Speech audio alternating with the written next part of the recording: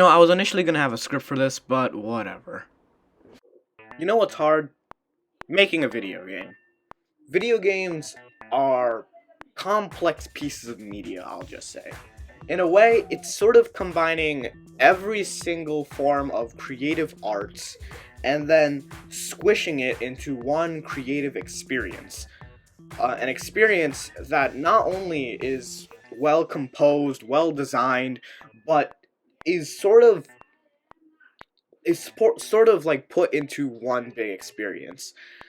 Um, like one experience where the player can sort of be sucked into, like as if they're actually a part of that universe. That is exactly what I thought whenever I start making games. Whenever I have the idea for making games, I always think about what the player might think, what the player might see when they play this game.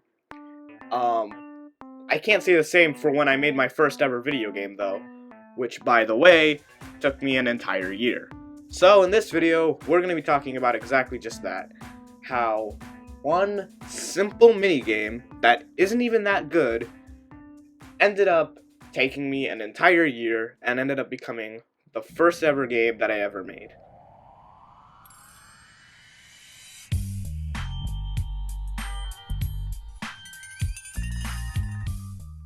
So, about a year ago, I began starting to get a sudden interest in technology. This included mainly consumer-based electronics, things like computers, um, consoles, video games, and other things.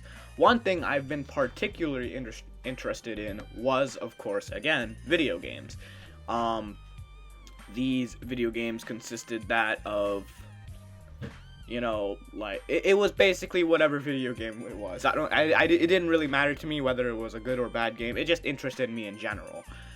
I was initially gonna start getting into making my own computers and robots and stuff like that. But there's one little, just a little limitation that you might have while trying to do that, and that's I don't know if you've heard of this, but it's something called money. So it was because of that I was basically unable to do it because I'm broke. I definitely don't have $500 in my wallet, but I just couldn't really be able to afford having to constantly make computers and other things like that. I mean, I could afford to probably repair some, but definitely not make my own or like modify it, because obviously I didn't have the knowledge, I didn't have all that, all that brain power to do that. So I moved to an alternative, and that alternative was programming. Now, programming, if I were to basically simplify programming, it's basically telling a computer or a piece of electronics to do something. So like, you want to make your robot do a flip? Okay, then just do a bunch of code, and then boom, you got yourself a robot who can do a backflip. Don't know how that's gonna be useful, but whatever, it's what you want. So, and one essential thing to programming is video games. Video games are a huge industry. I can't say that enough, and nobody can really deny it either. Since as early as the 80s, video games have seemed to like incredibly rise up in both quality, quantity, and of course overall it's just overall well known. Yes, sure, you hear people talk about TV shows and books all the time, but I'm pretty sure everybody has at least heard the word video game. And one very essential, popular kind of game that has been around since as early as at-home programming has been was indie games. What is an indie game, you may ask? Well, that's about to become our next segment. Let's go! Okay, this is Editor Kareeb here, and I just want to let you know that, honestly, I feel like this segment was a little bit unnecessary. So the indie game segment is not going to be really explained, but if I were to sum it up, basically, it's people who make games either with a small team or individual. But other than that, yeah, there's not really much things to discuss about when it comes to indie games. So yeah, this is just editor me again, letting you know. I had to cut the indie game section out because it stretched out the video for way too long and seemed a little bit unnecessary. But other than that, yeah, continue on with the video. Okay, now I think it's time we get into the real point of this video, because up to this point, I've really just been talking about video games in general. So that's basically another topic for another day. But now it's time to get into what I pretty much did wrong while making this game and how I could probably improve on other games in the future.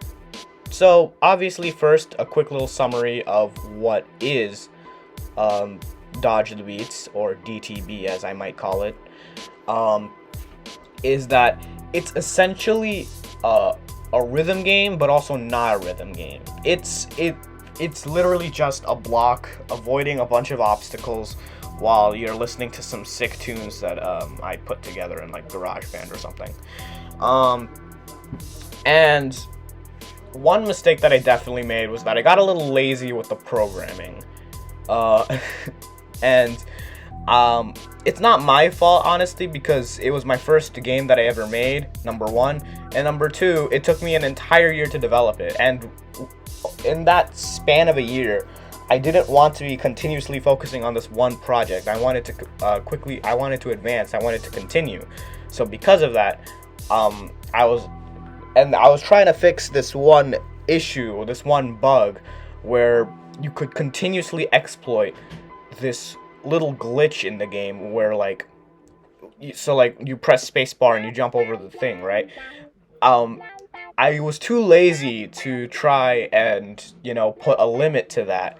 So you can basically just become Flappy Bird without any of the obstacles getting in your way. And you can technically just break the game while doing that.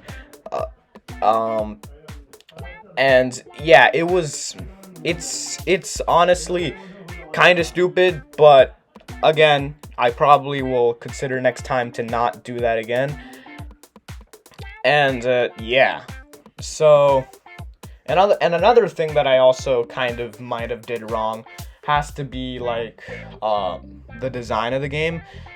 To be honest, the game itself was literally just a reskin or recreation of a tutorial of a series of tutorials that I found on YouTube by the YouTube channel Brackies.